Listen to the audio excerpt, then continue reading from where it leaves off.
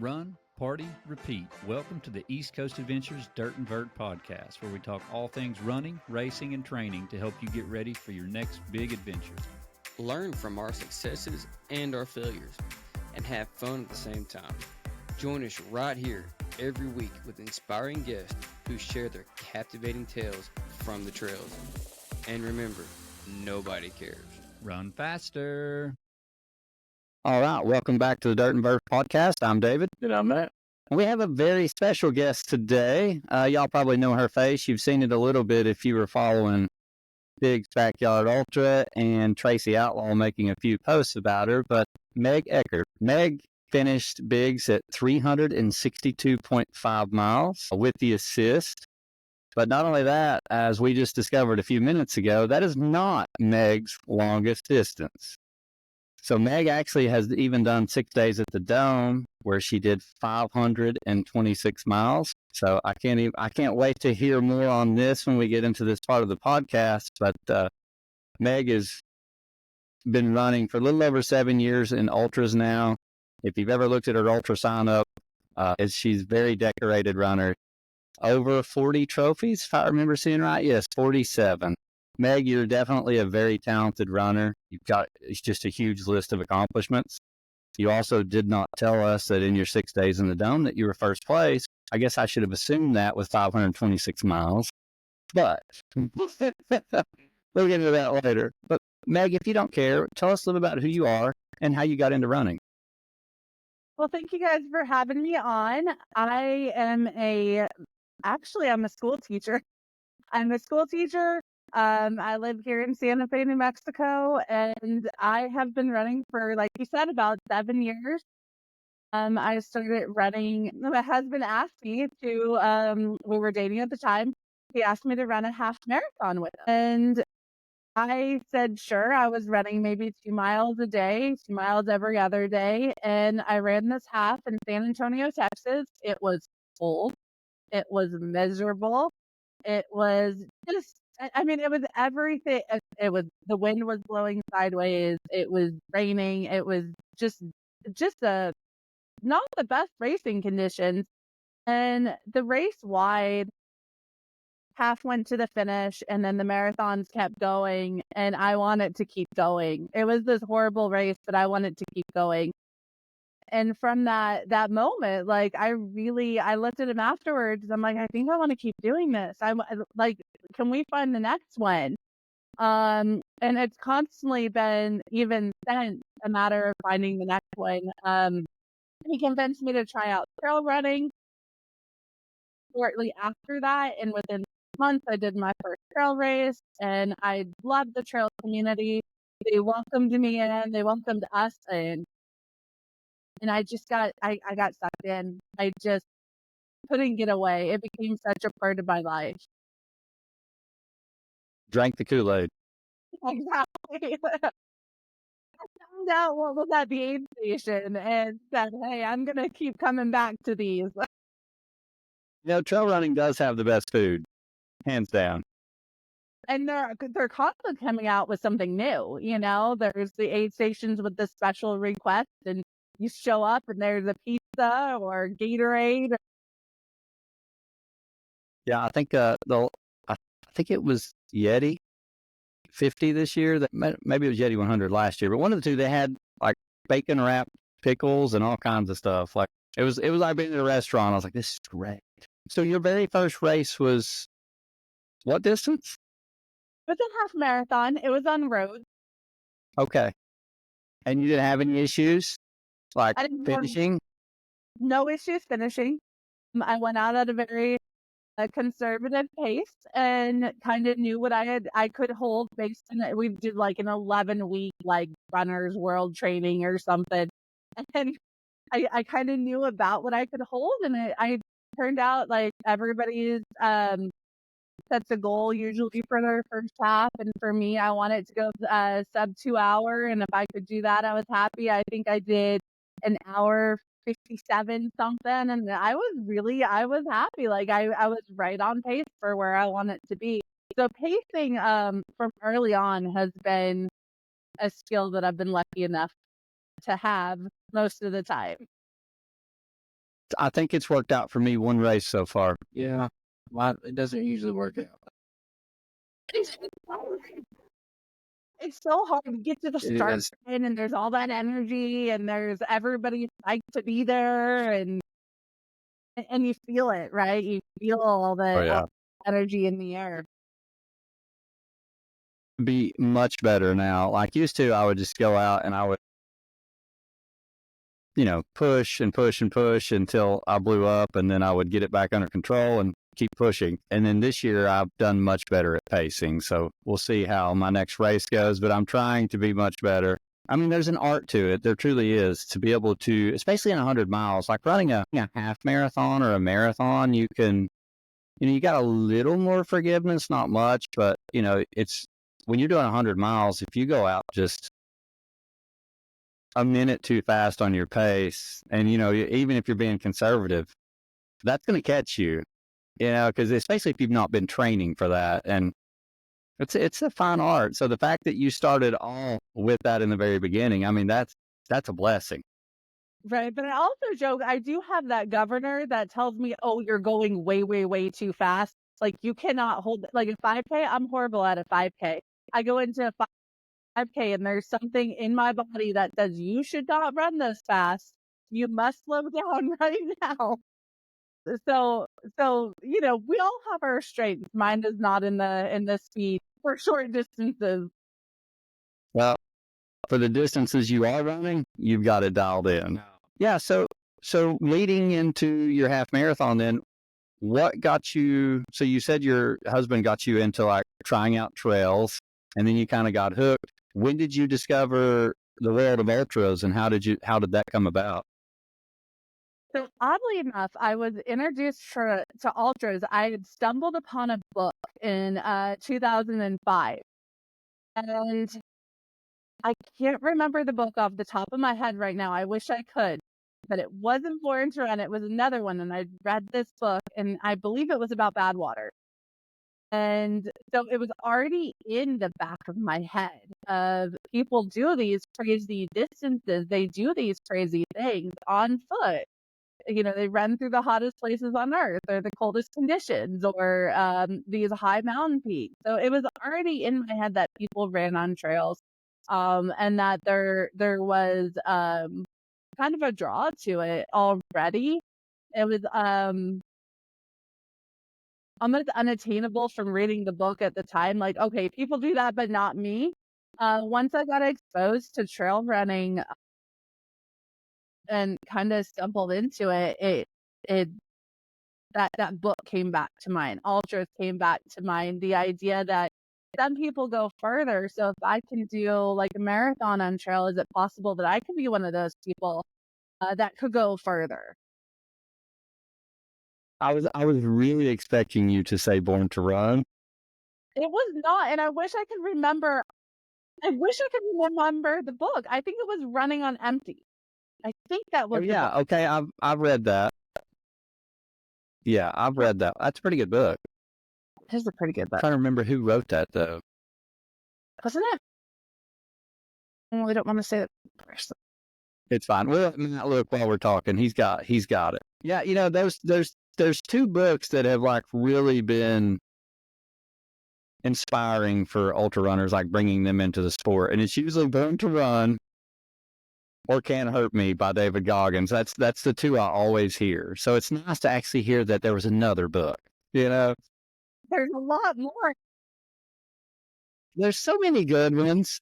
One of my absolute favorites is Rise of the Ultra Runner. Oh, I haven't read that one.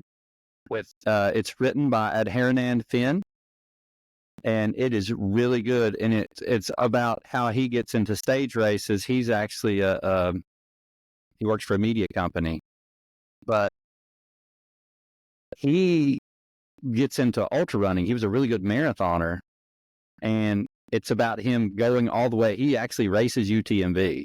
So he's interviewing I think he interviews Courtney or Camille, I can't remember, and a couple other ones. Marshall Ulrich, Running on Empty. Well, that's the one across America. Yeah. Is that it? That's it. Yes. Yeah. But it's a really good book. If you've not listened to it, you should check it out. It's The Rise of the Ultra Runners. A lot of books I gotta read. Never get your Plex fix and get back to there. The Amazon list just gets longer. So you read your very first 50 or 60K. Your very first ultra was a 60K? It was. Yes, it was a night race. I love the name, Captain Carl's. Yeah. Carl. So they had Love a that. 4-series night race in Texas. They did one in June, one in July, and like 2 in August. And I'd take the one in August because I could have all summer to train and I would be ready to go.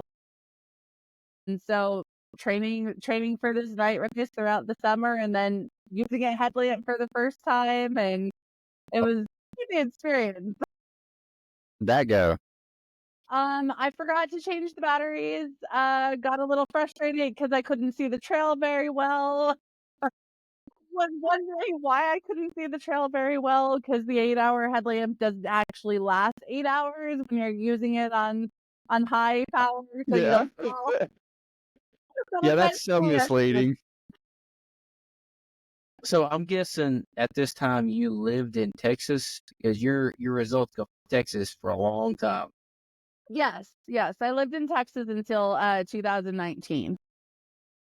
Yes. Yeah, you're right. A lot of them are Texas. Texas up there. Yeah. In Texas, then she goes to Texas. I'm like, a lot of Texas. A lot of Texas, and then kind of found some mountain trails, and I would come up and try to run these mountain trails races, and I would be so out of breath. And I would love them because they were beautiful, but I would be dying the whole time.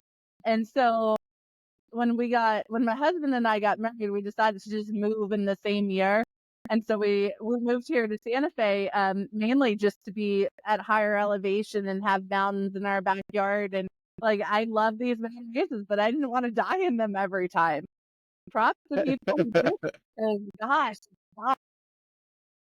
It definitely helps you from a training standpoint being in that altitude. So Yeah. it probably helped you a little bit this past weekend at Badbackville, Tennessee. well, I think it definitely did. Yes. I mean, that elevation 700, I'm coming from 7,000. Yeah. Yeah, you definitely have a leg up there. Yeah, so you did a half marathon, then I see that you did a marathon, Wildflower Trail Run marathon, and then you jump into a 60K. And then, that was all in 2017. And then we jump all the way up to, where's our first 100-miler here? Habanero 100? Yeah. Is that your very first 100? Very first 100. So your very first 100, your first place overall, 21 hours. It's a good way. I see a trend here. Always starts them off really well, doesn't she? Yeah. So how was all of that transition? So, like a marathon, half marathon, 60K, 60K, you're venturing into the distance. You had to use your headlight because it's a night run. But there is something to be said for a 100-miler and those last 20 or 30 miles that just seem like they're endless, and you're trying to dial in your nutrition and just trying to get used to being on your feet for that long. Was there a huge learning curve, or did that kind of go good for you too? So Habanero has a very small margin of error, that race does. It is in August. It starts at noon. And honestly, there's a little bit of luck with that race too. No matter how dialed in your nutrition is, it's just so hot, it's so humid, you're losing so much the whole race. At the time, for the most part, I've had a few coaches, but at the time I'd been self-coached the whole time. And I didn't know anything about really practicing nutrition. I didn't know anything about, like, the idea of taking a handheld on a run was just to bring water. Like, it wasn't to bring electrolytes and pack fuel in a little pouch in front. Like, it was just to bring water. So at Habanero, I honestly think a little bit of it was luck because I hadn't, like, trained the stomach, trained the gut, taken the fuel that I needed. So I got a system down. I said, okay, every 3 miles, I'm going to make sure to be done with both of my bottles. And I stuck with that. And the whole time, one had electrolytes, one had water, every 3 miles, have them both down. And that's what I did the whole race. Wow. Just luck of the draw. That worked for you. It worked for me. Yeah, it worked for me. Since I've learned a lot more about nutrition and hydration and balancing everything and how quickly things can go wrong. But, I guess maybe at the time, that's what I was practicing all the time anyways, for the most part, is just carrying that water and then having those electrolytes when I got back to my car. So maybe that's exactly why it worked. And if I had tried anything new, it might not have. I don't know. Well, sometimes it's better to have luck than it is to have anything else with you. So, especially for your very first 100, because most people's first hundreds don't go very well. I mean, they may have a good time, but it's usually just, an absolute disaster or somewhere in the middle or towards the end. And sounds like you didn't experience that, which is good. My first 100 miler, I didn't have any stomach issues, but I just remember at like mile 80, I was so sleepy, I couldn't stay awake. And this was before I knew to take caffeine. I didn't have anything, I mean, my very first 100, I'd been running for like a year, maybe 2. And I had no idea. So I'm falling asleep as I'm running, and I had a pacer who was just leading the way, and I was just following him, and he went the wrong way. And I was too asleep, so we ran off course, and then finally got back on course. We had to turn around and run all the way back, but I had no idea we were even off course. I barely even remember that, because it was like you're running, and your eyes are closing, and it's just like all the wonders of caffeine. It's different for everybody. I've seen, I just volunteered at No Business 100 this past weekend, and we worked aid station Duncan Hollow, mile 37, and we saw a lot of first-time 100-milers that never left that aid station. So it was a very hot day, and when it's that hot and it's your first 100 and the course is really runnable, I mean, there was just stomach issues everywhere, and we were trying to get everybody taken care of, but it's it's a fun art, and there is a lot of luck that goes with it in your very first one, because you don't know until you've tried, and then you kind of like you've probably throughout the years now, and obviously to do the performance you did at Biggs, you slowly dial in what works for you, and there's no way in the world you could run for almost 4 days and not have your nutrition dialed in. So every picture we saw of you, you were smiling, and that's something to be said. So, we'll get to that here shortly, but that just shows me that A, you truly love what you're doing, the sport in general, and B, you felt good. Some people can play their cards in a backyard ultra and smile and when they get to the finish line, but you were smiling out on the course, when people were taking pictures of you. So that's a little different. You were truly having fun. And I think that's awesome. That's inspiring and that's contagious. That will make other people want to run in this sport when they see that stuff. And I love it. So it's been a continuous thing for me. I think that's part of, habanero, that first 100. I was going out there to see what I could do, and I was going out there to have a good time too. And even in that race, it was smiles the whole time. And it's 110 degrees, and I'm doing my first 100 in the middle of the Texas heat, and I'm loving every minute of it. So the enjoyment of it has definitely followed me all the way through. That's awesome. I love the name of that race too. Habanero 100. What a better name for a race in August. That's great. Definitely lives up to its name every year. So let's jump up here. I want to go a little bit further. So you've got another 100-miler here in Colorado. The Cristo Sangre de Cristo Ultras. Never heard of that one. So that's first place female. Yeah, that's outside of Colorado. That one must have some serious elevation to it. Being in Colorado, I would imagine. It's on the Rainbow Trail, so you had a good climb at the beginning of the race, and then the Rainbow Trail itself, I don't remember being very verty. It was more of a rolling thing, but you would drop down into the aid stations, which would be much lower, and then have to climb back up to get back to the trail. So I remember the conditions there being tougher.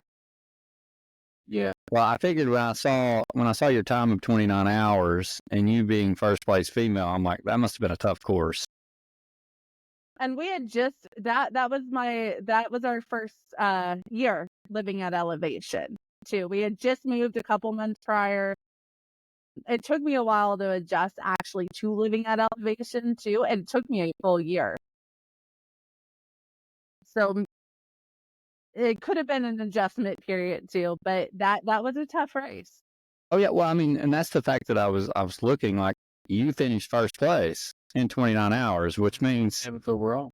And yeah, 7th overall. So in general, that had to be a hard 100 because that's a long time to be on your feet and still be in the top 10 overall. Yeah. You know, we got a couple races around here like that as well, but where you see 100 milers and you see that it has a 45-hour cutoff, you know, I was just wondering if that one was the same, but it sounds like it is a pretty hard. What do you remember what time of year it was in? September. Okay, so it's still pretty warm. There were a couple sections of that course that was in between the mountains enough that it was cold. It was In the cold. elevation. Yes. Yeah. It was cold. I remember going into one aid station. My fingers were numb. They had a fire pit going. I was like, I gotta warm up, but I also can't stay here long because my legs are going to start getting cold. And then it's going to be really hard to move. So my hands need to be warm, but my legs also need to stay warm. How are we going to do this? So they started bringing out blankets and whatnot. And I'm trying to warm my fingers. It was just maybe, I don't know, a 5-mile section of course, but it was cold. It was really cold. I would imagine like that's pretty hard to deal with when you're like just moving up there and having really warm spots you're running in. Then when you get to the upper elevation, it starts dropping off in the temps, and especially like an overnight race, I would say that is not fun at all. Like when you're getting up into the elevation and the temps are already dropping anyways, and the suns went down. I'd say that was a little bit different, wasn't it? It was a lot different. And I didn't have clothing dialed in yet like I do now. I know what to put in my pack for all of those.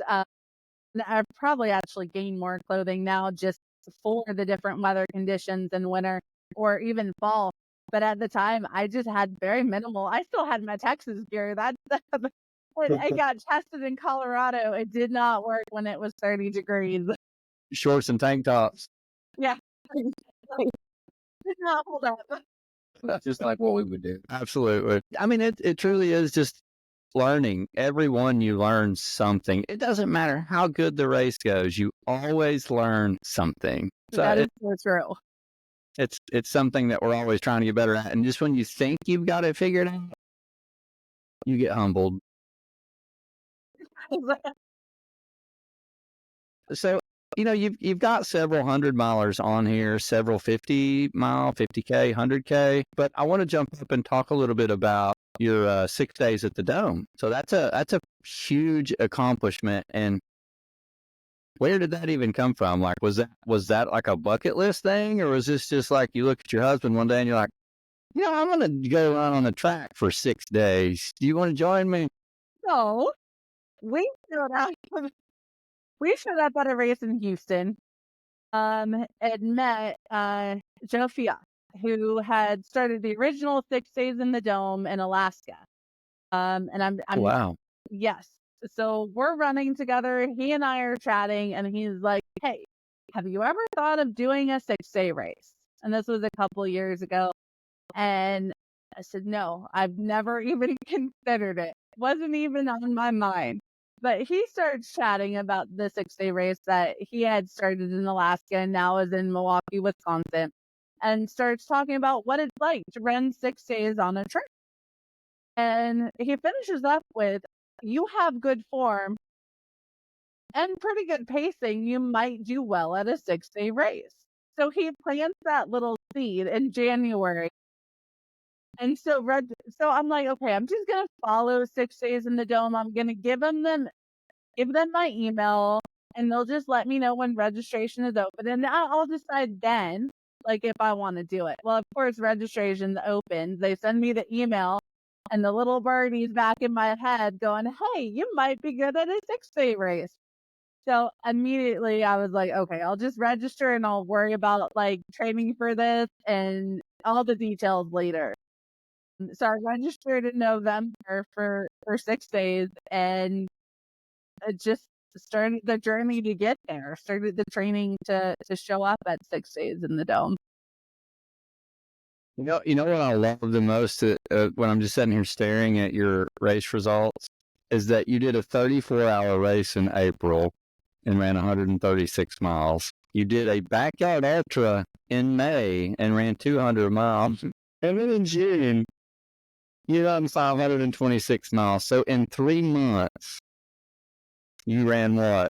Almost, that's 5, 6, 7, almost like 900, between 850 miles roughly. It was a good build-up. It's a good build-up. Was your body like just shutting down at this point, or did you have any issues at 6 days in the dome? So I did have issues at 6 days in the dome, and it wasn't from overtraining. It was the fact that I didn't train enough for the conditions I was about to face, which was concrete and a track. You know, I had done Well all said. my normal, like, I'm going to go train on the road. I'm going to, I'm running on the sidewalk. That's concrete enough, right? That's Yeah. not a lot. So I'm thinking all of this is going to be fine. And day one went smoothly. It went great. I felt great. I get into day 2, and I'm not sure when in day 2, but at some point, my right leg, the abductor, is like, I'm done with this. I am over this. We're stopping now. I'm going to do everything in my power to make you stop. I was stumbling around the track, so I was not willing to give in yet. And I would run, and maybe I would get a couple loops, and then my right leg would just give out. And I would grab the side of the track to hold myself up, stumble a few steps, and then run a few more laps. Like, actually, my second day is my lowest day yard wise. I actually tried to lay down in the dome, like inside in the cold area, and I was shivering so bad that the muscle was tensing up and it was making the whole right leg hurt. So yeah, I had definitely had issues. It wasn't overtraining issues. It was actually just not training for the conditions that I was about to face. So that happened on day 2? On day 2, yes. So how the hell how did you figure out to get, like, that had to be the worst feeling ever, to be laying there on day 2 and thinking, I've got to do this for 4 more days. Oh my gosh, I was in tears. I was like, this might be it. I like trained all this time. I'm thinking I'm gonna have this like at least adventure for 6 days, and I might be done, and we're not even 36 hours in. I had to have my husband help me lay down. I couldn't lay down on my own because I couldn't bend my leg. And I just refused to give up though. So I laid down. I think it was maybe an hour and a half, got back up, got back on the track. I started moving, had issues, kept fighting through it. I walked with some of the ladies for a bit, even jogged with some of the ladies, just trying to get my mind off of it. And at some point of day 2, towards the end, it just magically went away. I don't know why. I don't know how. It just went away. And just clicked. It just, yeah. And I've heard of that happening to other ultra runners who do multi-day events where they've had an inkling, like something's bothering them, an ankle, a knee, whatever, and they run through it. Not that I'm suggesting anybody run through an injury. That's not what I'm saying here. But every once in a while, there's just something where it stops on these multi-day events. That happened to me at Ball State. Day 3, it was day 2 for you at 6 days in the dome. Day 3 for me was miserable. I was a child. I would have been like a 4-year-old little kid out there. I was mad. I had this terrible pain, like in the lower part of my leg, that I've never had before. I finally just get so mad. I get off the the highway that we're running on, and I walk straight up a hill. And I sat there for hours. And I call and talk to my girlfriend, and I'm like, this race is stupid. It sucks. I'm going to quit. I'm never doing this ever again. She's like, you're not going to quit. She's like, you won't. You'll regret that. And I was like, I don't care. I'm quitting. And I think that's when she called me and she said, David and Mike are not good. so I finally just like, I was not in a good mood at all. And we get running down the road and get to a hotel, and I slept for 8 hours. And I woke up like a brand new person, the best mood ever. And in those next 2 days, I ran like 150 miles. So it was, the same thing. Like it just clicked. And from that point on, I ran the entire rest of the race. But day 3, we walked 50, like it was awful. And it was just like, day 3 was awful. So I understand completely what you're talking about, because day 2 in a 6-day race, that had to be disheartening. Yeah. Like that, just, and I don't mean this like in a way for some listeners, but like most people would have just quit. Yeah. On day 2, like it's not working, it's not clicking, it's not, most people would have just quit. And the fact that you hung in there and did what you did till it worked, that is a lesson. That is a lesson that, some people need to take to heart, because, some people just, the first thing goes wrong, they just stop and they're like, it's not my day. In a 100-mile race, most of the time, it's never going to be your day. At some point, it's going to go bad. And unless you're injured, you just kind of got to figure out how to keep it together until it comes back, because it will come back. You just have to give it that opportunity. And I saw it a lot at No Business, unfortunately. Just some people they kind of fell off and their heart wasn't in it. And I hate to see that, because, some people could have finished the race. And I think hearing that will hopefully motivate some people, because, man, day 2, you ran 526 miles after that, like our total in general, but that basically means you ran 400 something miles after day 2, which is impressive. When you got to, like, let's say day 5 or day 6, what was going through your head? Do you remember? Like, were you tired? Were you trying to just keep it all together, or did you have a strategy for sleeping? So we did have a strategy that time that worked for sleeping. It didn't work the first couple of days. My crew revamped it for me and made it work for the way I was feeling for that event, because I don't think you can piece the one event and put it on another, because your conditions, external conditions leading into the event, are so different every single time. So your sleep may be different. The race may be different. So for sleep, for this 6-day event, we ended up doing sleep every 12 hours for 2 hours or an hour at a time, depending on how I was feeling. And then day 5 and day 6, I really got in a rhythm with the running. Like, I was starting to actually enjoy myself. It was odd when they said you're done. Like, at the end of day 6, it felt, you had so tunnel vision. Like, this is what I'm doing now. This is the only thing I'm doing, is running around this loop track. Like, I can't imagine life outside of this loop track. And I'm sure you guys know, doing something that's a long distance event, you get in that zone and you can't think of it. Anything. Nope. Yeah, like at Vol State, it got to a point where you would sleep, wake up, no matter how tired you were, you just go do it again. And when I finished, I would sleep on my way home. My wife came and got me. I would wake up and I'm like, in my head, I'm like, I'm going back. I'm ready to go again. And I did that for probably 2 days afterward, where I would sleep and wake up thinking, all right, got to go run again. Mm-hmm. And it was weird, because that's all you're thinking about. That's what, that's right. It's crazy stuff. Wow, Meg, I'm looking at like the top performances for 6 days in the Dome, and you broke the women's record by 75 miles, roughly. Yeah, give or take a mile or two. I gotta just shout out real fast. Victoria Brown was the former record holder for 6 days in the Dome.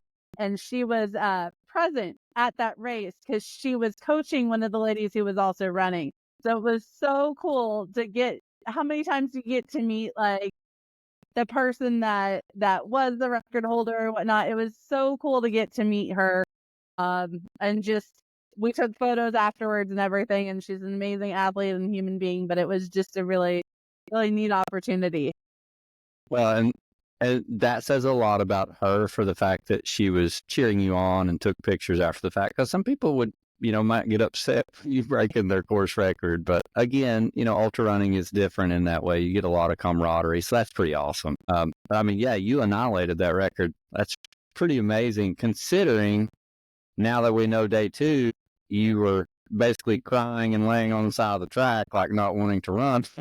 So, but what's impressive about your mileage is 2 things. It's 1, 2, 3. You're still, your course, like your mileage is 5th best overall. If you look at the men's, I mean, you're right under Bob Hearn. Yep. He's at 5:30. You're at 5:26. And you ran a 200-mile backyard ultra the month before, and 100 and something miles the month before that. Go look at her January record. What she did in January that year. January? Yeah, go look at that one. It's been a crazy year. I was glancing there. Oh, the 55 hours, 218 miles. She got 218 and 270, and those were 19 days apart. Yeah. Man, you've got some mileage in 2024. I did, a few suggestions, and a few suggestions led to a few more opportunities, and, take the opportunities when you're given them. And so I jumped on the opportunities I've been presented with, and it just leads to more knowledge. How are you focusing on, because when you're running races that close together, you're not getting a lot of training in. You're more or less just trying to recover. Yep. And get back out there to race. So have you got strategies for what you're trying to do for recovery? Recovery is really, for me, focusing on eating all the good food. Which is basically everything. Everything. I'm still on the everything mode now, honestly, after the backyard. I'm still in the everything. And then it's just about really listening. And I've spoken about this a lot, like just listening to the body. I always do a 3-mile shakeout run sometime after the event, depending on the event. Usually it's 48 hours, 24 or 48 hours later. With something like Biggs, I did mine, I think it was 5 days after. I didn't run for about 5 days, and then I went and did a 3-mile shakeout run. And in that time, like, I'm listening to how the body feels, what feedback it's giving me, what's hurting, what doesn't feel stable, what doesn't, and just taking all that and determining whether or not it's smart to go back to my normal training mileage, or do I need another day where I do another shakeout run? So in between all these events, like Job in January, and then the Saguaro Showdown in January, that 19-day period, I had never done that many miles that close together. I actually had knee issues after Snow Job and wasn't sure if I was even going to do the showdown. So I didn't register until the week before. I think it was the day it closed. And I'm like, okay, I'm feeling okay this week. I'm going to give this a shot. And it's a backyard. If I only get 10 yards, I still went out there and tried, which wasn't the case. And I ended up having a really great race out there. But I did know going in that this is my first time trying to do these 2 back to back. I had no idea what recovery would look like. I just knew what I felt like, and maybe I would be okay. Well, and the fact that you're eating the way you're eating, that makes a huge difference. Like, you have to be able to fuel your body. And sometimes, I hear everybody say, I eat clean, I'm vegan, eat anything you can. If that's all you got, like, just eat. Like, calories are calories sometimes, and that helps your body heal. And I'm a big believer in that. Like, so, I have a joke every now and then because I got some friends that are vegan. I got some that are on these all meat diets. And I'm just like, I'm half vegetarian and I'm half meat. So, I just pick both. But, I mean, that's the honest truth is like, it truly, you have to put the calories in, leading up to the race and after the race. After the race is so important because your body needs all of those carbs, all that fuel to heal. So I think you're doing that part right. And I'm glad to hear you say that, like, you eat all the food because, I mean, white Reese cups and gummy bears. I could live on those after a race. I literally go buy like a 3-pound bag of gummy bears, and that's all I eat for like 2 days. I'm just like, I'll be sitting in my office at work, just handfuls of gummy bears. I mean, those are actually two of my race fuels. They're during the race for me, but hey, they work either way. Right? Yeah. Oh, gummy of our- bears, I can't do without the gummy bears. And I've had gummy worms that big, and they're not the same as those gummy bears. No, they're more chewy. You gotta chew them a lot more. They don't They're a work. little better, yeah. Gummy bears, a little bit of water, chew a couple times, swallow. You're good. I'm right there with you. I'll have some gummy bears during a race, but one of my friends does Sour Patch Kids. He counts them out. Yeah, he counts out how many calories he needs per hour, and he that's all he runs with. I think he switched over to orange slices now. He's figured. Yeah, he orders like 5 pounds of orange slices from Amazon, and he counts those out now. So funny. Well, I try we're on the gummy bear trend. I love this. Yeah. No, So, they're good fuels. of all of your races before Bigs, so not counting Bigs, but leading up to Bigs, what was one of your favorite races and the most memorable, and why? That is such a tough question. You're welcome. Yeah, I had a hard one tonight. I've done so many different styles. I've kind of expanded over the years from like the Texas races, like rolling hills. I've done mountain races. I've this year ventured into more of the track and road ultras. So I feel like they could each be classified into their own little area. The very, very first race that like stood out the minute you said that though would be Bighorn 100. Doing that race, it such a gorgeous area of the country. Those trails, unfortunately, I think they just had a fire up there, but those trails are just gorgeous. Every corner of that race was breathtaking. You came around the switchback, and it was just, the whole race. I remember just feeling gratitude for being able to be out there and be able to run that race, that whole 100-miler. Never once did I have a low moment, and it was muddy in parts, and we were post-pulling up towards Dawes aid station turnaround. But it was just a runner's high the entire race. That's I awesome. started out there, but I enjoyed every minute out there. That's probably my favorite one. I guess if I could pick one. Now, if I remember right, that is a pretty rugged course, right? I mean, that one has some serious elevation.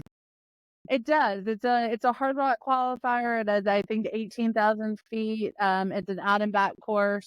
18,000 feet of gain. It's an out and back course. It's known for being super muddy. And there's some good steep climbs that are recommended to bring trekking poles on because you might slide back down them if it is a real muddy year. Okay. And that one has a really long cutoff too, correct? Isn't it close to like 40 hours? I think it might be 36 or 37. Okay. I think it's longer.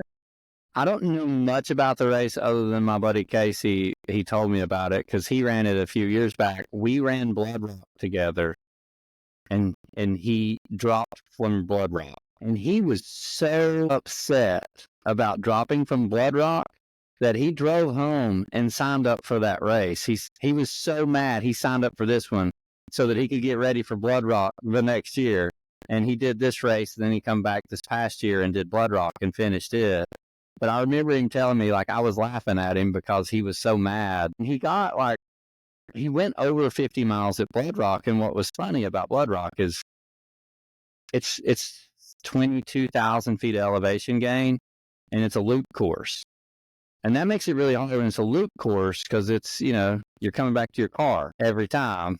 And he did 2 loops, which was like 60 something miles. It was like 34 mile loops, I think.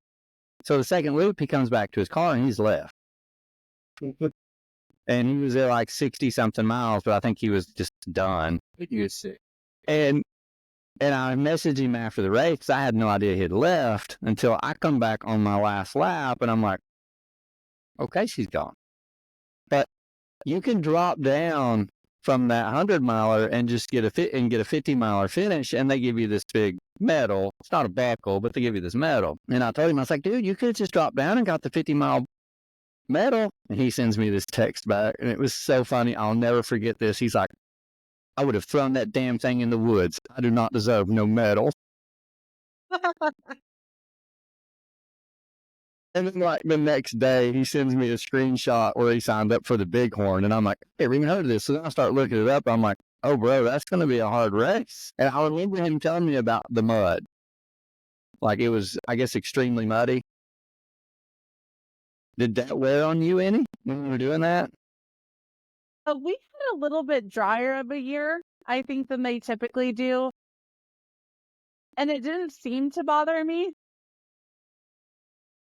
It's just something you expect when you go into the course. It's just another challenge. Each one of these, like we were talking earlier, each one of these has its own thing, its own challenges that you face. And yeah, I didn't think the mud was too bad.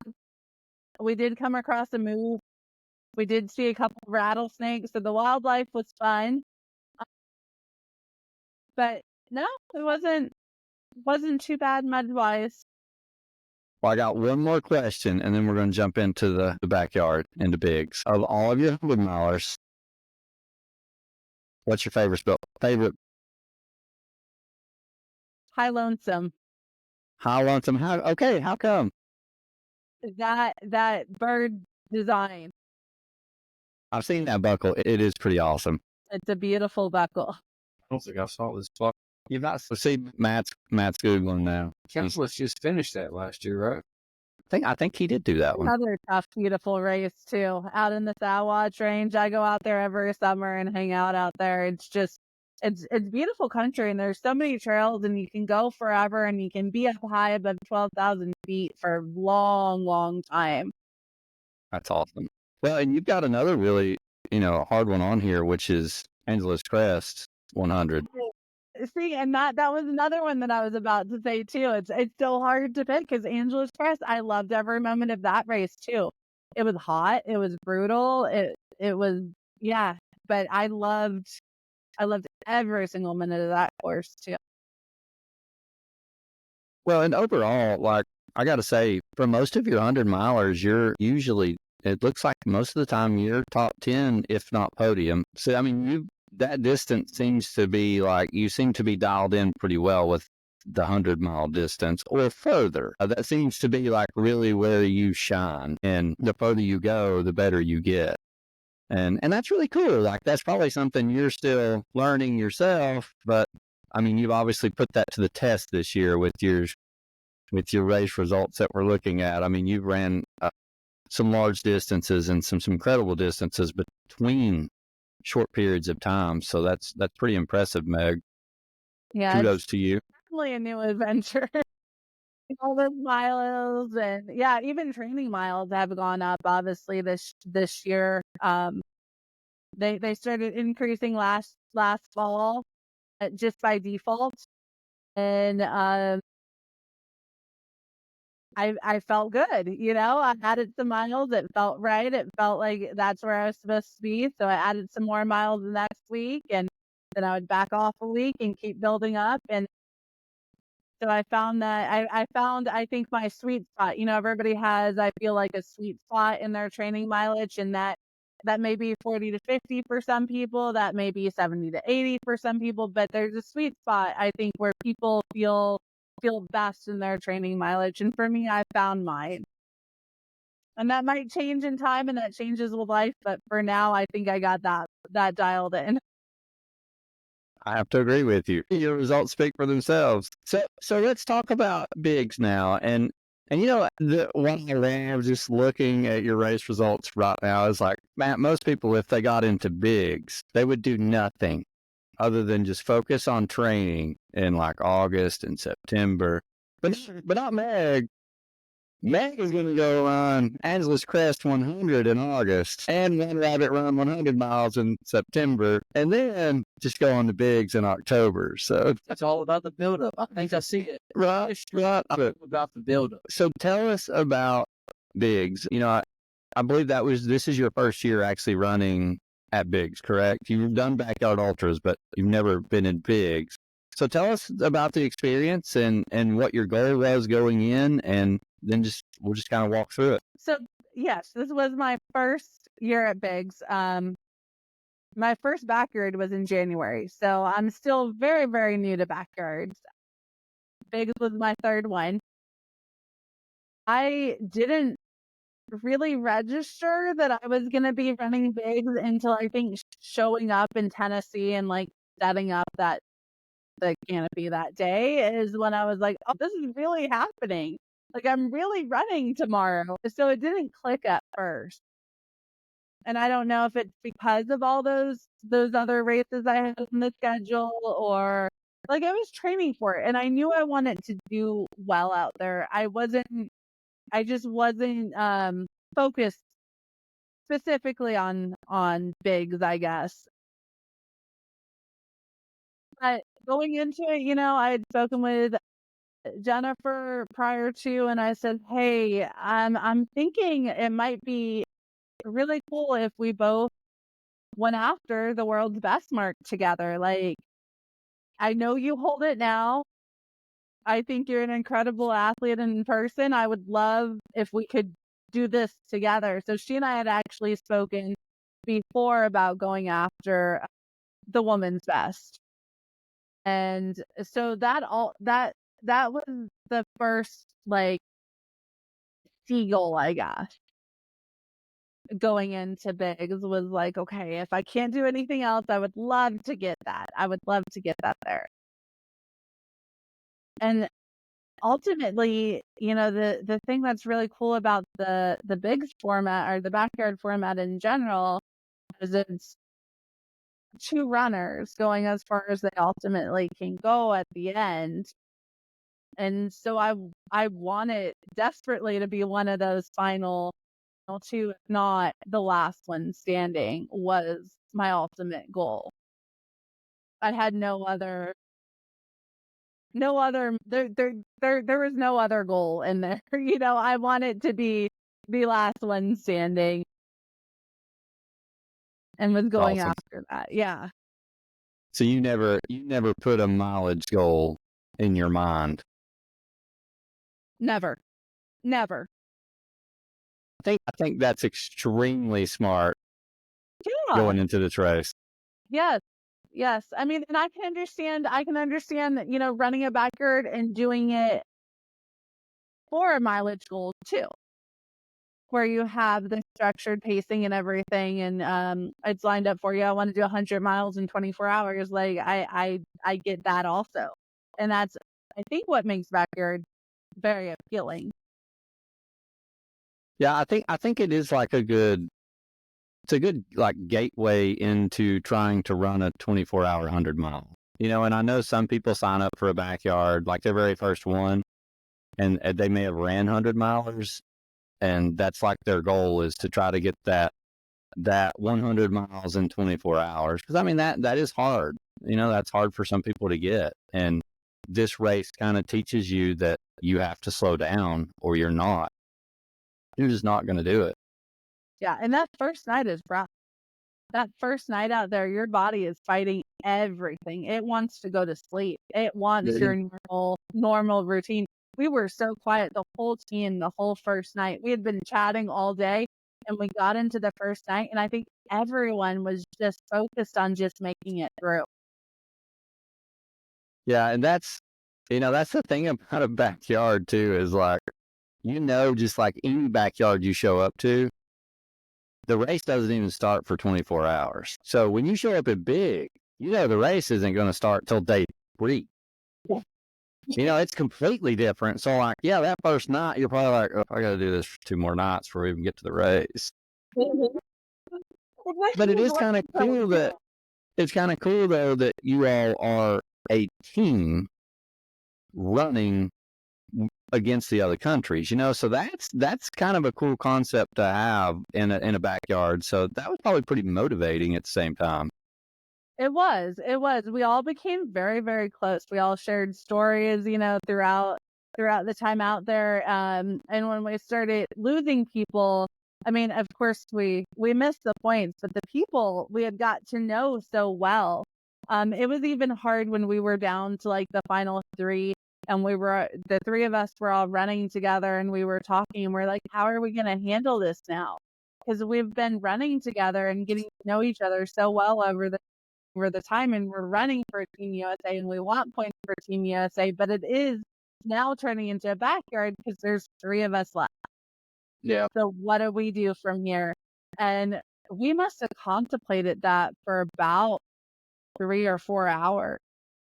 We'd go out on the yard and we'd be like, so what do we do when we hit this point? Because we all had like 80 in our heads. Let's get to 80, and then we'll see what we want to do from there.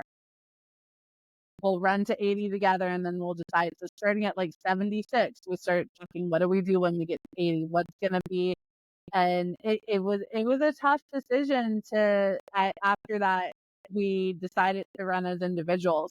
And it was really hard to make that call. I think it was better. I think we were all kind of feeling the course a little differently then. Like I couldn't keep up with them on the downhills, but I was starting to be able to enjoy running some of the uphills. So I was coming in at a better time when we split, because my uphill legs were feeling great. My downhill legs were like, no, I hate you. Yeah, that's kind of where I started noticing, was that day, the 4th day is where I started noticing my legs really getting tired, because they felt good up until about the 4th day. And once I switched to that, hey, I'm going to run some of the up, they felt fine again.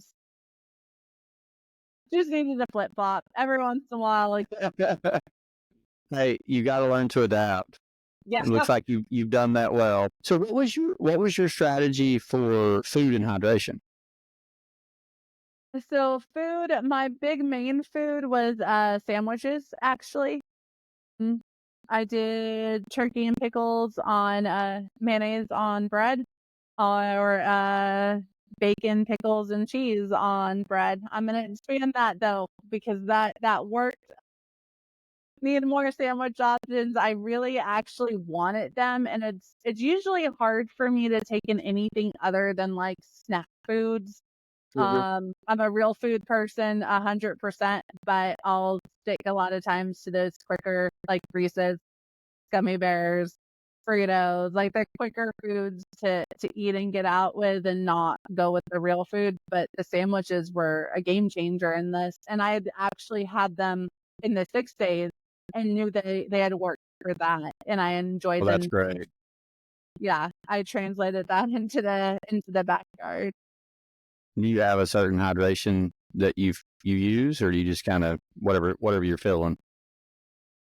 So I have a lot of just like liquid options in general. I don't use a specific, like we had Gatorade available, and of course, water, but I don't use a specific hydration product. We had protein shakes and Cokes and teas, and just a wide variety of different hydration options. What seemed to work for you? Did you have any stomach issues? I didn't have any stomach issues at all, which is just a wonderful thing, because earlier this year I was dealing with some horrible stomach issues, trying to figure stuff out in April and May before the dome, and I think I might have figured out the problem. Was it something that doesn't work well for you, I assume? Yeah, I had to. Well, right before 6 days in the dome, I was working with a wonderful nutritionist, and she and I were sitting down trying to figure out what was happening. And because I had tried myself for a while, eliminating this, eliminating that, and so on. And I needed an outside opinion, and we figured out it was a gluten intolerance, and that I could not handle normal breads or crackers, and since then it's been a game changer for me. Well, I that's just great. haven't had any issues. That's awesome. Good thing you found a nutritionist and accepted defeat to actually go and do that, because, sometimes you have to eat a little humble pie and be like, I can't figure this out on my own. I need help. That's Well, hard and for some people to do. there's like how long to show up and go, you know what could be better is my nutrition. I could really work on my nutrition. And then you go to the next race, and at least this was my story. You say the same thing. I could really work on my nutrition. I don't know why, you know, I'm not working on my nutrition. And then you continue to say the same thing, but not take action. And that's what I was stuck in for a long time, is like, this is not normal. I should not feel this way. Yeah. But I'm not going to do anything about it. And eventually I did connect with someone, and we did look at it, and that made all the difference. Well, good thing you did that leading up to 6 days in the dome and bigs, because that could have definitely had different outcomes. Most definitely. Yes. So you timed that perfectly. So when you were like at day 3, what was going through your head at this point at bigs? Were you trying to like be strategic in what you were doing, or were you just still kind of like running and having fun and just letting it be what it was going to be? Definitely the second one. I was still having fun. It was going to be what it was going to be. Yeah. Yeah. I mean, I was hoping to keep going, Well, as long as possible.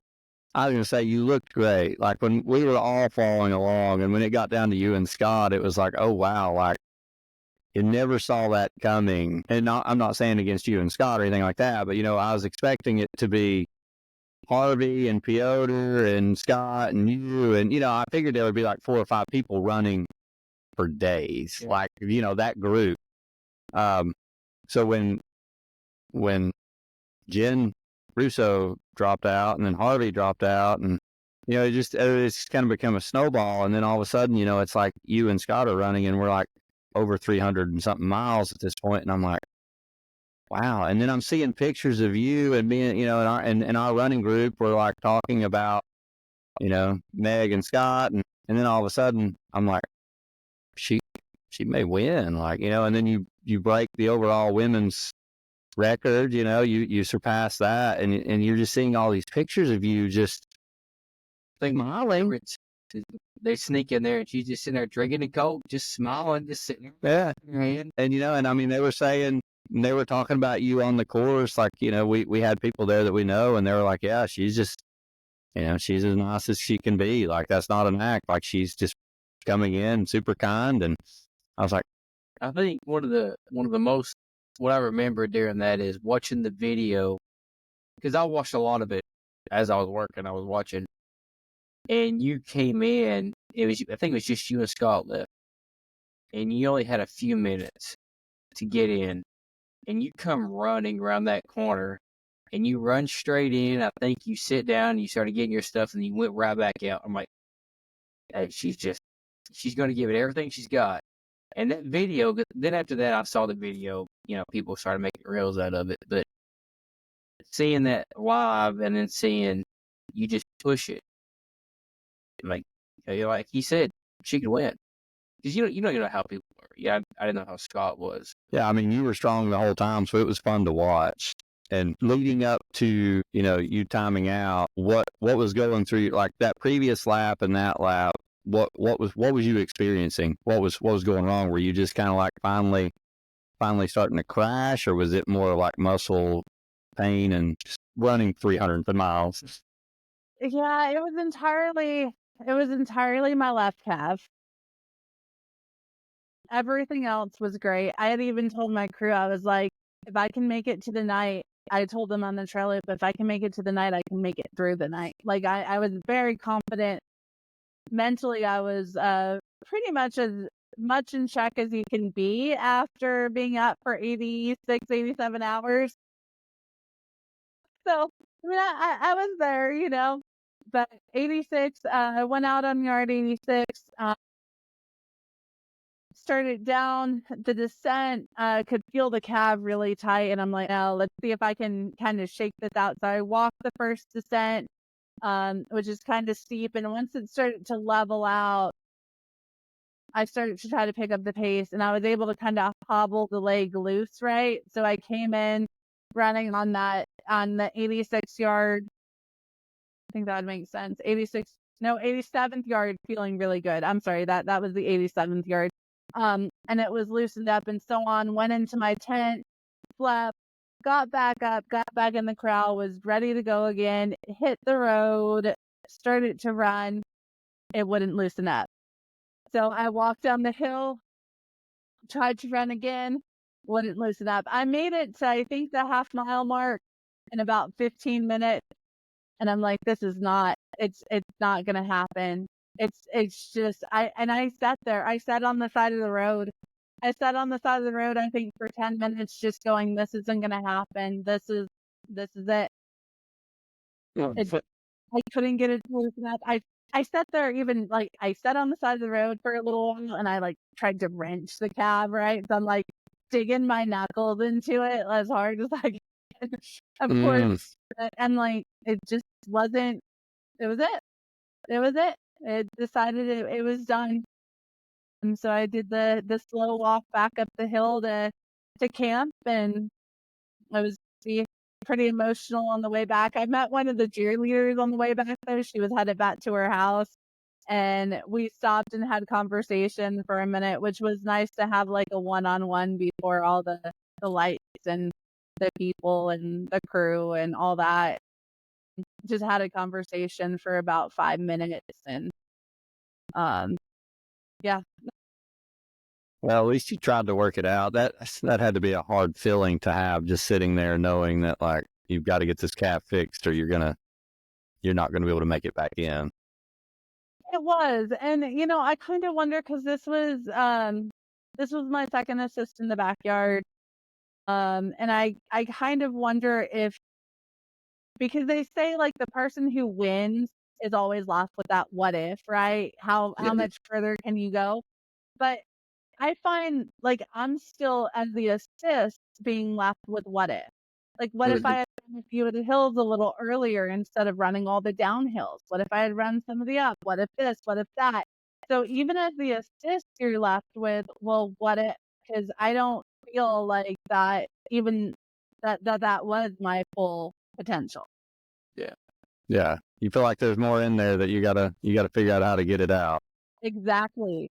Yeah. Well, yeah, I mean, you've obviously demonstrated that by running 526 miles in 6 days. So, yeah, there's definitely more in the tank. It's just what went wrong to cause that, and you'll figure it out, you know.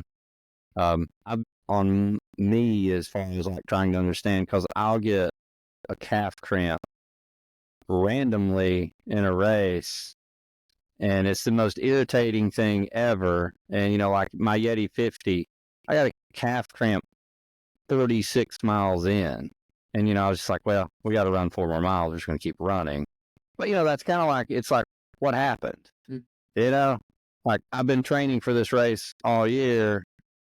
You know, obviously it didn't affect my race, but it's still one of those things that goes in your head. And you're like, I got to fix that, because the 100-miler, I would have cramped. So, you know, I've been working on my electrolytes a lot, and I've bought, you know, that H-Drop band, which gives me real-time electrolyte record. You know, I can look at how much sodium I'm losing, and that's been extremely eye-opening for me. So that's been a little bit of a game changer. I think it's helping me now because I'm starting to get that dialed in, but I sweat a lot more salt than I ever realized I did. I knew I sweated a lot of salt, but I'm up to like 1,500 milligrams an hour is what I sweat. So I was not taking anywhere near that amount, and I think that's what was getting me in the longer distance. Now, granted, it would only be on occasion that it was happening, but it was a really hot day, and you're running a 7-minute pace for 50 miles, like your calf is going to cramp. So And I'm trying to, self too in the longer distances. yes. And that's the thing is like, you're always, like you said a minute ago, you're always trying to figure out that what if, and I feel like that's a lot of people. Like you do your first backyard and you run 105 miles or 104 miles, 105 miles, whatever. And you leave there because you got your belt buckle. Some of them give a belt buckle and that's all you were thinking about. But you walk away thinking, I just kind of quit. What if I run to the end? And like every time you run to the end, that is not ever going to be your best. It's what do you got to do to take that next step? And I love that you run for almost 4 days and you're sitting here thinking like, I got more. Yeah. So I love that. Like, and that's the thing. It's like every race you learn something. Like every race you learn something. And when you think you finally have that one race that goes good, you'll get humbled. And when you get humbled, that is really when you learn something. I love that. Like, as much as I hate it, I love getting humbled because it makes me step back and really start to like, what the hell did I do? What happened? I fell off the wagon somewhere. You just got to eat that humble pie sometimes and move on and try to figure out what happened. Yeah. Yeah. I mean, I felt that way. A Run Rabbit Run was not a very strong race for me. And I wasn't planning on racing it anyways. I was planning, with Bigs coming up, I was planning on going and just having a day in the mountains and, finishing. And the whole time I was like, why am I struggling? Why this is supposed to be like training run leading into the next day or whatever. And I am struggling this whole race. And mentally, that was a really tough race for me. Yeah, I bet And that was in your head going into Bigs, wasn't it? it was definitely, it definitely took some work to get it out of my head before going into bed. Can't have any demons going into the night, you gotta face those beforehand. And that's hard to do. That is truly hard to do. When you have a bad race or a bad run before your big race, sometimes it's hard to get that out of your head. It can be. It really can be. I mean, I was sitting there and I was wondering what had happened. I'd come off a good race, then I had a bad race, and then, I'm going into bigs, but I'm thinking, it wasn't. I mean, I did take it easy. It just was a lot more mental effort than what I had wanted it to be, and I struggled to breathe up at elevation, which is something I normally don't struggle with. And it was just a roller coaster ride out there, and you know, the one thing I took from that race though is I was done at like mile 4 or mile 5. I wanted to go back down the ski hill and I wanted to just turn in my bib and I wanted to quit. And I still finished that 100-miler. And I'm like, if I can do 95 miles, not wanting to do 95 miles, then I can go at big. So like you said, there's something you can take from every single race. And I took that into bigs. Like I did 95 miles that I didn't want to do. And the course, now that I'm thinking about it, it's a beautiful course. I actually like enjoyed the course and maybe would like to go back in a different mindset, because it was a really great race. But I was able to carry that into bigs, and I think that was super helpful. Yeah, that's big.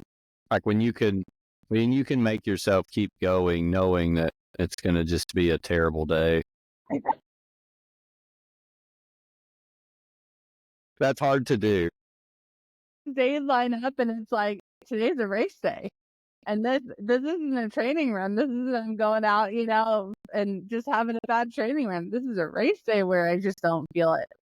Well, and that's the sad part sometimes. It's like no matter what your training looks like and how great your fitness level is, every now and then race day is just not going to go good, and you have to be prepared for that. Yeah. And there's multiple factors that play into that. It's not just always your training and your nutrition and your hydration. There's your everyday life that plays into where your mind is when you line up, and that can affect your race too. Absolutely. Stress, sickness, kids, job, sleep, traveling, I mean, it's all of it adds up, and sometimes race day just sucks. And that's just the full meat of it. So, I know exactly what you're talking about when you're talking about Run Rabbit Run, because I had that at Blood Rock.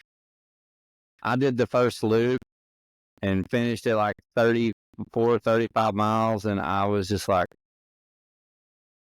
this sucks.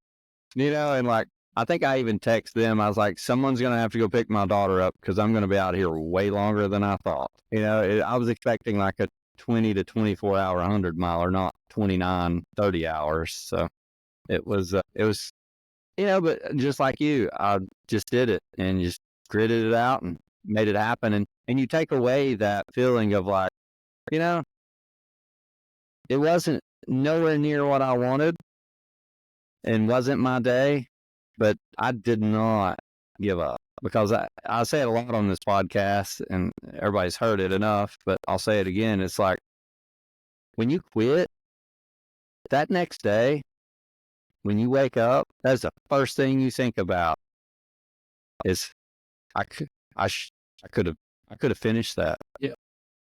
And that's something you'll never get rid of. But if you actually would have just stuck it out and tried, you might have actually finished the race. But to just quit, man, that is so hard. That is something that it just stays with you. It does. It does. Have you had any of those where, like, have you had a DNF where it's just like stuck with you? I've had 2 DNF. I did go back and complete both courses eventually. They were both somewhat injury related, but also like you're talking about, you wake up the next day and you're like, well, what if I had done this? Or what if I had done, one of them was Brazos Bend 50 mile. I DNF Brazos Bend 50 miler. It had got really, really cold. I didn't bring the gear for the weather change. My hip was hurting. I had a great first 2 loops. All I needed was a jacket, and I could have walked it in. I could have walked the last loop. I had plenty of time to probably, I don't know, walk a 30-minute pace. But because I was off of my goal, and because it was cold and I didn't want to ask anyone for a jacket, I quit. And I totally quit, and I could have finished. I could have finished. I did eventually go back and finish. And the same with the other race. I DNF'd my first Lone Star 100 in El Paso. Missed a time cutoff at that one, and went back and did that one again. That one, I don't think I could have done anything differently because I wasn't training properly for that race. So the mountains took me out.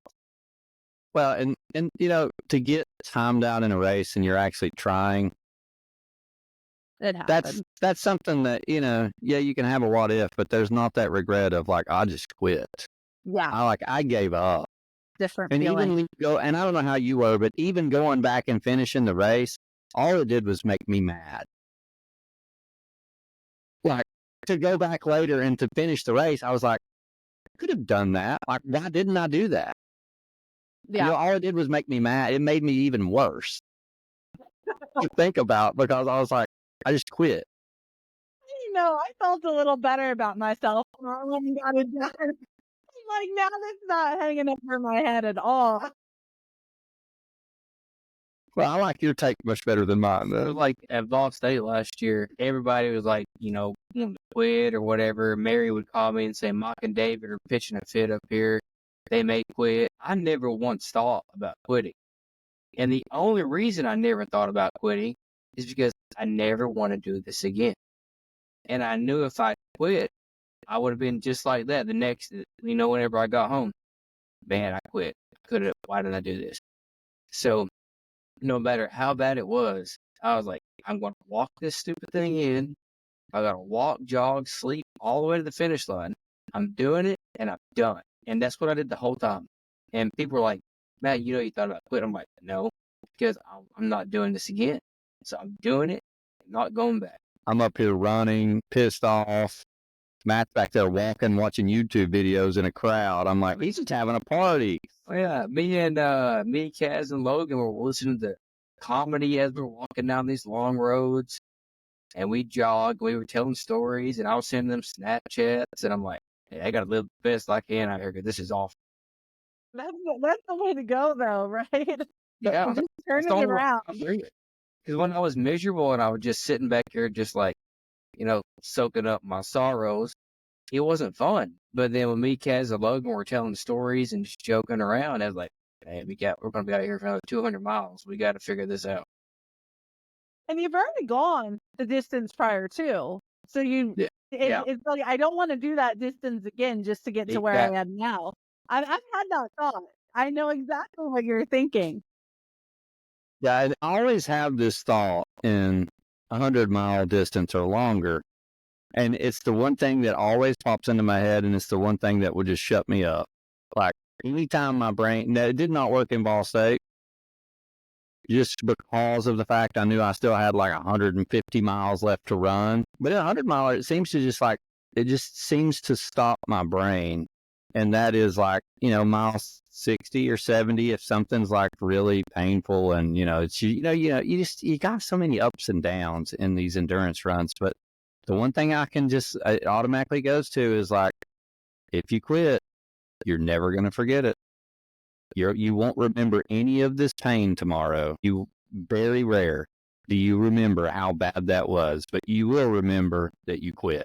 And I mean, that's the truth. Like in your backyard, like you don't remember all of the terrible pain you were in if you had any. Like you honestly, like the next day or two, it just slowly starts to fade away and you forget how bad it was, and you might remember glimpses of it like 6 days, with your feet or whatever. But like for the most part, that doesn't stick with you like a DNF. And that just sticks with me every 100-miler I run. When I get in a really bad spot, I'm just like, shut up, David. You're not going to just keep running. Well, like that's my thing. I'm like, you're going to regret it. Just keep going. And that kind of seems to work for me, but I know everybody's a little different. It's another trick that I got is I procrastinate when I quit. As I'm running in a race, I'm like, this is stupid. I'm done with this. Like in some of the, even the shorter races, you're like, I'm done with this. But if you procrastinate long enough of actually quitting, like if I just like, I just run to this next. I just need work. Just hold on for just a little bit longer. See, procrastinate long enough, just works out. That's a new trick that I've come up with over the last, ever since Ball State. Georgia the same way. I was like, I'm done with this stupid thing. And then I procrastinated just long enough. I get to the next aid station. And then I get to the next aid station. And then finally I finished. I get in for 18 miles at the end. Yeah, Meg, I have to agree with you on the speed work. It's that was something I have never really done until this year. And my coach, Mary, obviously had me doing tons of speed work for Yeti 50 and Yeti 100. So that's all I've been doing. And like when we first started this, I was just like, just 30 more seconds. Just hold on for 30 more seconds, and it's like, and now it's like, that doesn't even bother me. And I've gotten so used to the speed work at this point, I'm like, that doesn't bother me. So I'm wondering what's going to be next that bothers me, because there's always something, there's always something. But right now it doesn't seem to be that way. And maybe that's because I'm on my taper. It could be why. So we'll see. So I see that I'm running Pinhoti 100 this weekend. So I was supposed to race Yeti 100, and I've trained all year for that race. So, my goal was Yeti 50 and then Yeti 100. And I was wanting to try to win both of them. And I won Yeti 50, but Yeti 100, we got evacuated. We were up there during the flood. So now I'm running Pinhoti 100, but it's a much different course. And I've been training for speed and flat. So now I'm going to be, and I've automatically switched to trails, but it's you're talking 2 months of trail run, month and a half. So I've got the speed, but I don't really have the mountain leg. So we'll have to see how it goes. But I'm gonna push it pretty hard and see what I can do. But I was really, really looking forward to Yeti 100. I mean, I spent 9 months training for that race. So that was so. I'll do it next year. Sometimes it just don't work out, and it didn't work out this year. But I see that your next race is going to be a fast one, Desert Solstice. Yes. What's your goal? Do you have a goal, or are you just gonna run till you land on the side crying? So I'm definitely going for the whole 24 hours. I'm not sure. This will be my first 24-hour like speed test, I guess, so to speak. So we'll see how it goes. This whole year kind of started off with Snowdrop, and when I ran Snowdrop, it got close to the 24. I got like 23 hours in, and they're like, "Hey, if you can do, I think it was like 6 more miles or something like that, you can qualify for the 24-hour team." Because at that point, the mark was 134, and they have now reduced it for females to 125. But at that point, it was 134 miles. So I said, "Okay, I think I can, I can push it out." So I pushed out 134.6 miles or something, and that's what kind of started this whole year and all of this mileage and all of these different races and different styles. So after that, I was told, well, why don't you go run Snowdrop, because it'll be a specific 24-hour race. You won't have this extra, what is it, 26 hours to do at the end of it. So I'm looking forward to seeing what will happen if in the time period of just a day of running, and how I'll approach that differently. That's pretty awesome. I didn't realize that you had qualified for Team USA. I guess we just skipped right over that. That's a huge accomplishment as well, Meg. I mean, you've had a year. Yeah, it's been out of this world huge. Like, I'm still comprehending it. Yeah, I mean, that's awesome. And you've stayed healthy. You know, that's the biggest thing, is like the amount of miles you've ran. That's hard to stay healthy. So you've done a good job with that. It's probably the Reese cups and the gummy bears. I would recommend that just going forward. Do you know your exact how many miles you've ran this year? Training and everything. Training and everything, it's over 4,000 already. And she's not done yet. She ain't done yet. Not done yet. She's going to throw more races in here before the end of the year. I already know it. We're got 1,000 more miles in there somewhere. No, I'm gonna be real kind to my body, and I'm gonna take that November and just do very specific training for desert, and let myself also recover at the beginning of November. That's probably a really good idea. Yeah. Very mindful. And I mean, that'll set you up for a good desert solstice race. Yeah. Yes. Great. Yeah. And I'm really looking forward to being out there. That climate's, it's perfect for me, coming from New Mexico and going over. It's very similar climate, similar conditions that time of year. So it should be a good event. If anything, it'll be fun. Even if I blow up, it'll be fun. I would say you're running with some great people. Oh. Our buddy Chris was supposed to be running it, and I was crewing him, so I was going to be there, but he's got a stress fracture he's been working through from this year, so not sure he's going to get to run that one, so he may not get to run it till next year, but he's kind of like you. He's had a phenomenal year, and then all of a sudden he ended up with a stress fracture in but he had a phenomenal first half of the year. He broke the state record for 100-mile, and I think it's still probably in the top 10. It was like right at 14 hours. So he had a Brown posted he was still in 2. Well, that's age group. Okay. But yeah, so you're going to be running with some amazing people, and you're going to have fun regardless if you blow up or not. Like, it will be fun, but I don't think you're going to blow up. Considering that you were crying on the side of the track on day 2 at 6 days of the Dome and still ran 526 miles, I think you're going to be all right for a 24 hour. Yeah, I'm really looking forward to what can happen. So Meg, let's go ahead and switch over to some questions real quick. I want to ask you the very first question that we ask every listener while Matt pulls up all the listener questions. And that question is, and obviously with your entire history this year of races, it's like, why? Why do you run? What keeps you going?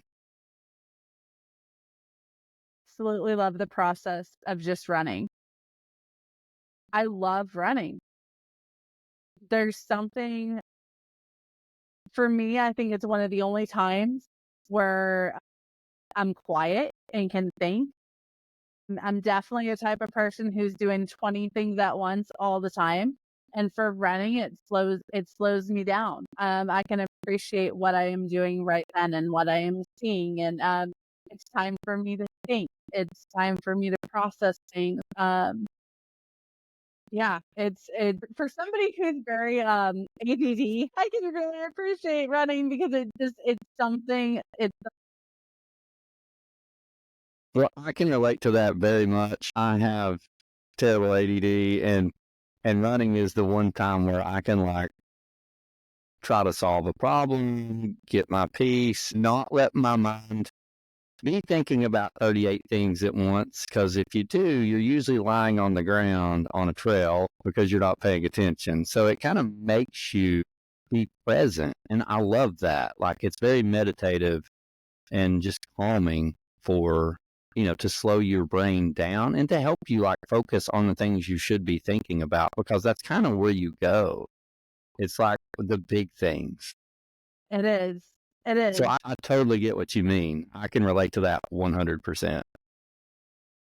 I also love all those challenges, like in racing in particular. I love pushing the limits too and seeing like what challenges I'm going to face. Like the mud, we're talking about Bighorn in the mud, or we're talking about, the hallucinations, which we didn't get into, but the hallucinations that you're going to face in Bigs, and all of those, instead of fighting them all, I certainly welcome them, as part of the challenge, as part of the journey. I'm gonna have to ask about the hallucinations at the end. I'll let you.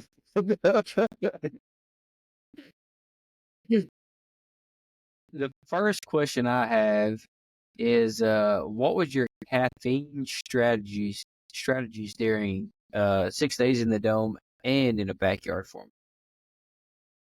The 6 days in the dome, I can't remember, honestly, my caffeine strategy at all. I wasn't as mindful, I guess, of caffeine in 6 days in the dome. I do know that I did drink caffeine and take in caffeine. I just don't know when. But for Bigs, I was very, very mindful of caffeine. I told my crew the whole first night that unless I was completely and totally walking not, I did not want any caffeine for the first at least 40 hours. Because once you get on that sugar and caffeine fix, you have to keep that up. And that can go many different ways. Caffeine can mess with people's stomach. Caffeine can cause you to crash if you're not taking in enough. It causes increased heart rate if you're taking in too much. So it's a careful balance. So I wanted to put that off as long as possible, knowing that the first night would be really rough. And I'm not sure, I never even taught many of my teammates if they had done the same thing. But like I said, we were all quiet the first night. So I wonder if quite a few of us had the same thought of like grind out the first night, get through the first night, and then worry about taking in caffeine later. Perfect. I'm a caffeine person. Give me lots of caffeine. What is your training volume and approach, and how do you stay injury free during that? So we were talking about a sweet spot earlier. For me, my sweet spot is 90 to 100 miles a week. Sometimes I'll do a little bit more. Sometimes I'll do a little bit less. I'm a big component of listening to my body, right? If things don't feel right, I'm not going to do a 20-mile day. If things don't feel right, I might turn around and come back to the house. But for myself and training volume, I do a lot of double days. I will do a lot of back to back. I run commute to work actually, and coach.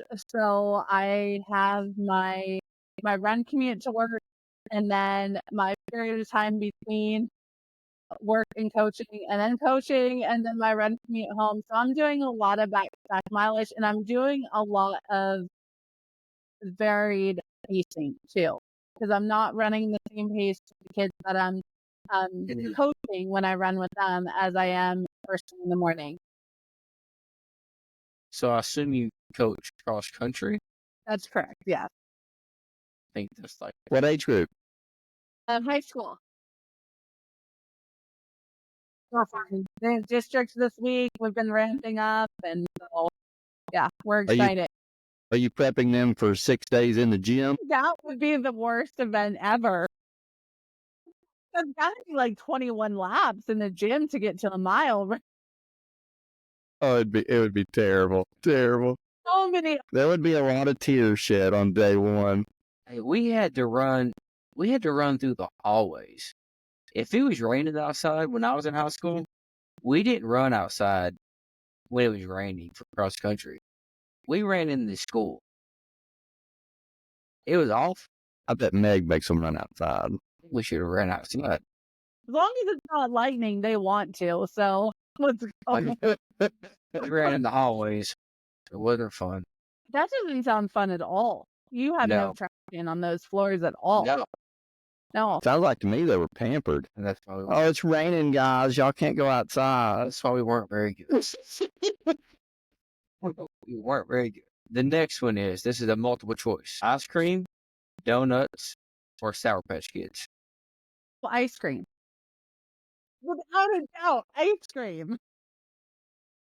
Actually, funny fact, when I go to a new place, I actually Google the ice cream shop in that town so I can make sure to have my ice cream the night before the race.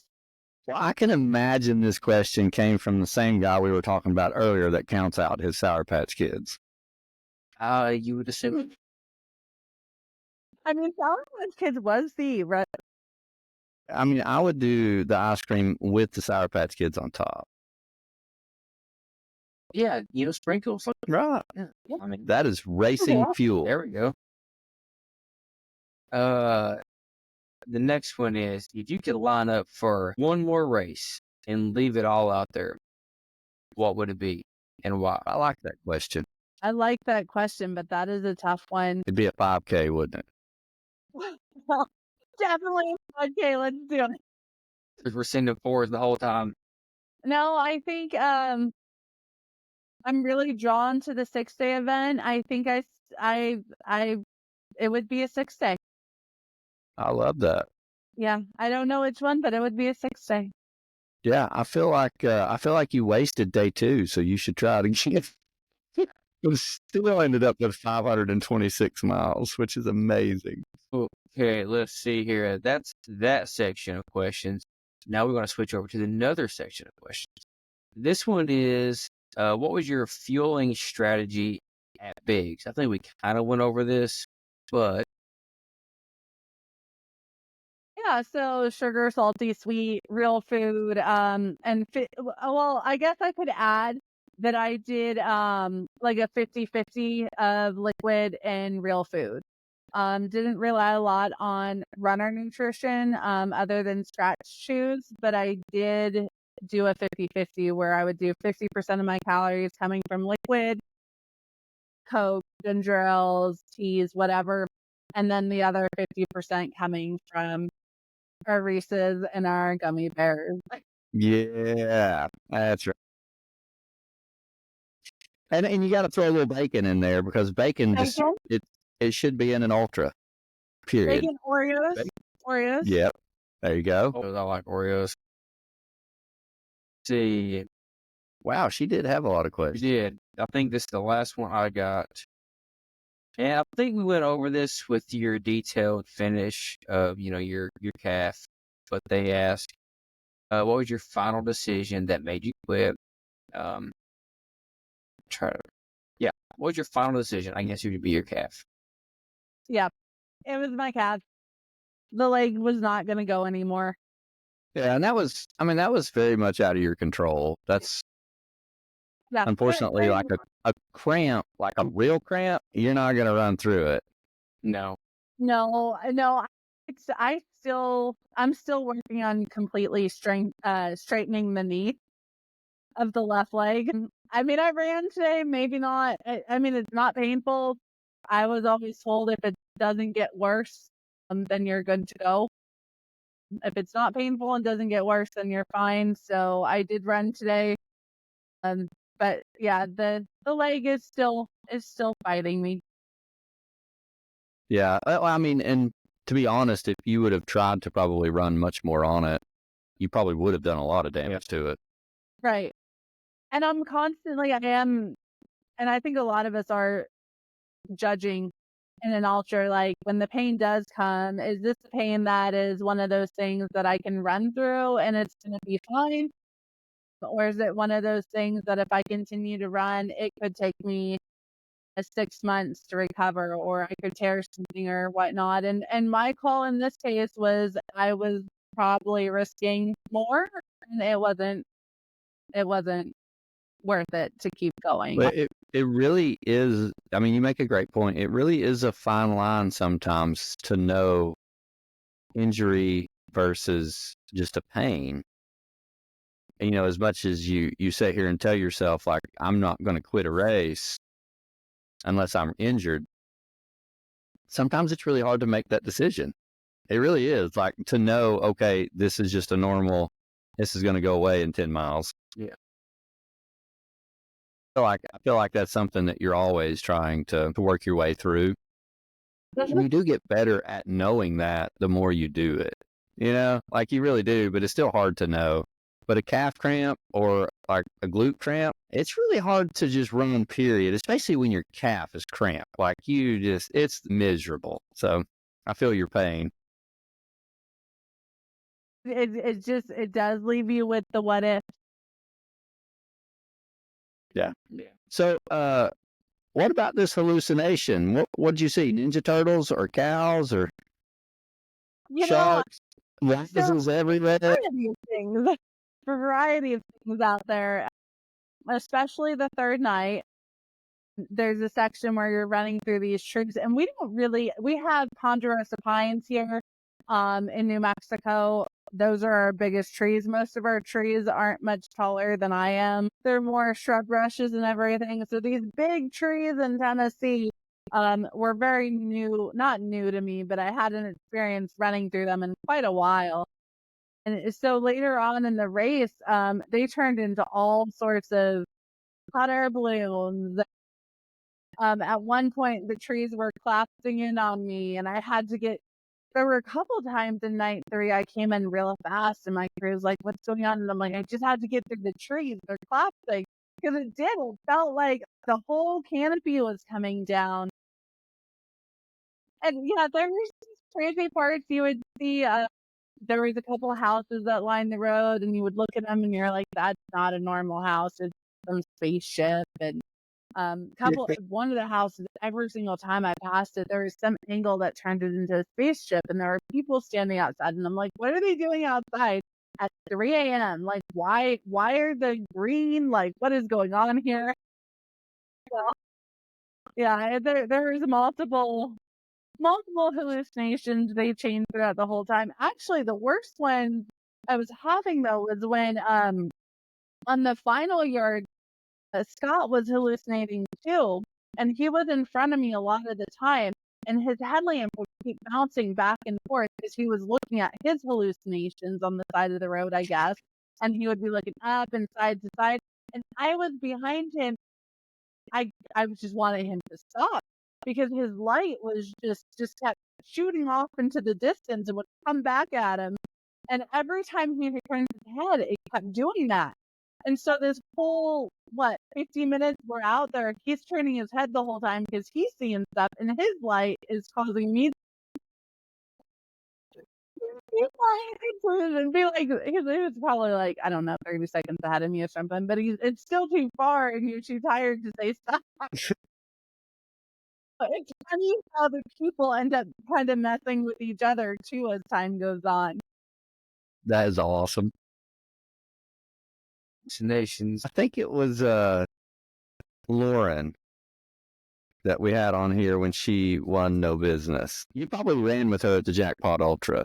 I remember Lauren. Yes, I think So we she's had her on here after No Business, and this is so funny. Her podcast was funny on this part. She's running No Business, and she's like running. I think she's crossing the river or something, and she thinks someone is behind her, so she like takes off because she don't want anybody to pass her. So she's like running, and finally she realizes it's the moon. No, that was in her last few rounds. Yeah. She thought someone was chasing her, and then she finally realized it was the moon.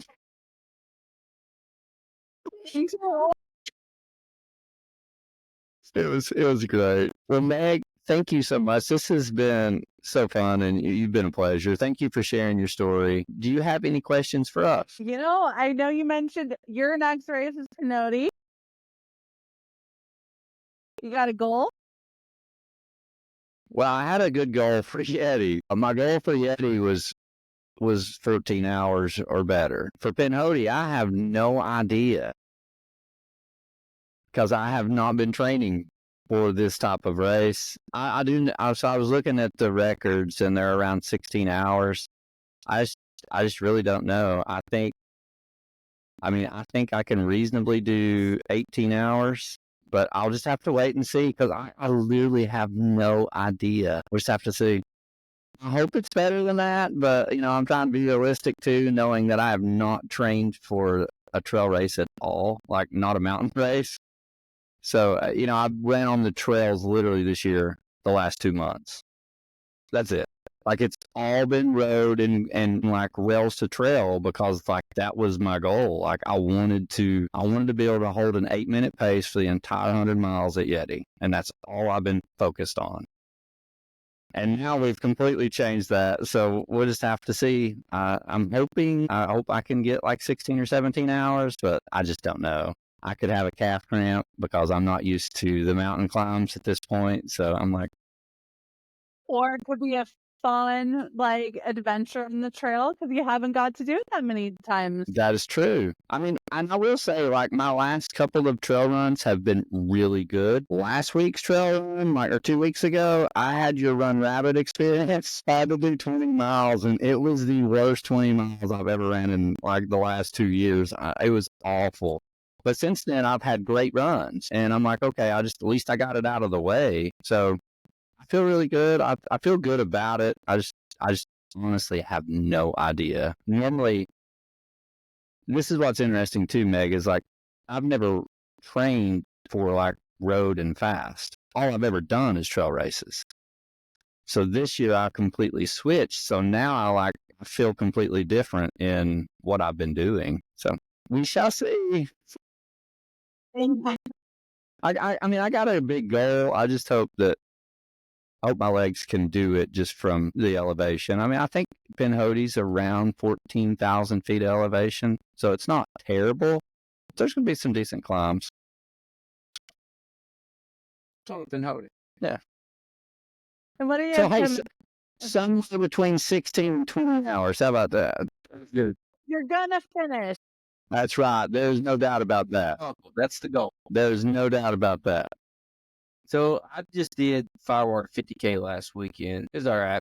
Not too bad. I got Norris Dam 25K Saturday. Matt's kind of like you. He just races every week. Not every month. He just races every week. Every weekend. I think I've done a race every weekend for the last, this weekend, 1, 2, 3, 5. But that's fun, Meg. We had the same conversation before we got on this podcast with you about his calf. I went and ran yesterday, and I'm like, I got done, and I'm like, my calf is so tight. So I've been massaging it all day, and then today I went and did an 11.5-mile bike ride, and it felt great. And I told him, I said it could be, that you've raced like the last 3 or 4 weekends, and you go do an 11-mile on a bike. So we should be asking Matt what his recovery looks like. I think Matt's still trying to figure out what his recovery is looking like. Recovery is, like you said, lots of food, lots of salt, lots of sodium, and then you get your whole handful of all your vitamins that you throw in every morning and every night. Yeah, see, that's the problem. You need to trade the vitamins for gummy bears. I had Yeah. 3 packs of gummies for my race Saturday. No, you got to keep that going. It's not just race food. I'm with David on this one. The gummy bears are worrying. Get still all my kids' gummies. All Gummy bears are healing. I'm telling you. They my are. kids are always wanting gummies. I think they just stick to the sore spots. So, yeah, that's been recovery. Just keep running, and it eventually goes away. I somewhat have that mindset too. Keep running, it'll figure itself. Hey, it worked for you at 6 days in the dome. Yep. It did. It did. But we got to figure it out. Keep running, Yep. and you'll be all right. So it's keep running though and eat gummy bears. See, me and Meg's on the same page. Well, I'd still want my kids' gummies, more of them. Go buy your own bag. Quit taking your kids' gummies. They work out better. Meg, anything else for us? No, I Thank you. was You know, most people don't have a question, so I'm glad because when we catch them off guard, they're like, oh, we've never been asked that.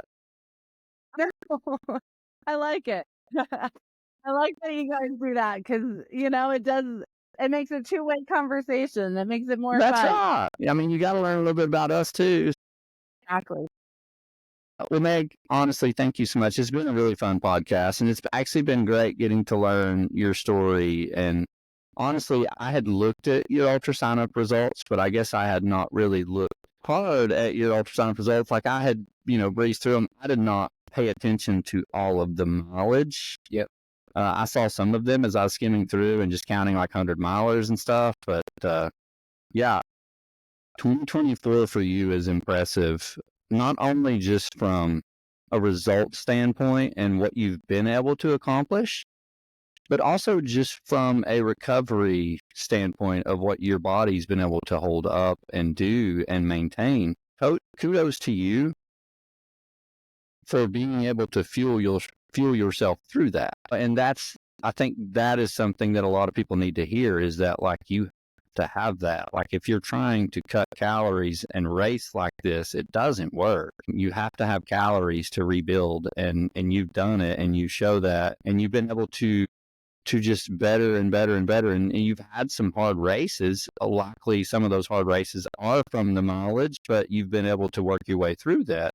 And that's just completely amazing. I mean, 6 days in the dome, 500 miles, you ran 200 miles a month before that.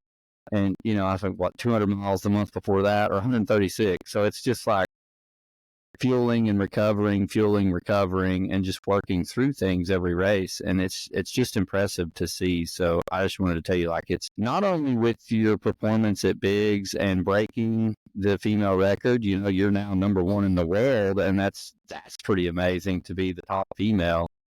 But on top of that, you raced 2 races, August and September, and you did 100 milers. Like, it's not like you waited 3 months and just like healed up and trained. Like you were still racing. So you were still recovering and you did all that. And it's phenomenal. So kudos to you for being able to navigate your way through that. But also for just being a badass athlete. Like you truly are. So kudos. And thank you for taking the time to share your story. Thank you guys so much. I enjoyed being on. I really did. Well, thank you, Meg. And you got plenty of questions from the listeners, so they'll be happy to hear this in a day or two. But Meg, have a great evening. We took up 2 hours of your time, so I did lie to you that we would try to stick to an hour and a half. I apologize. No worries. I enjoyed it. Us I too. really did. Well, Meg, have a great evening. If you don't care, just stay on the podcast for just a minute as we end this, and we'll catch up real quick. Thank you. Thank you.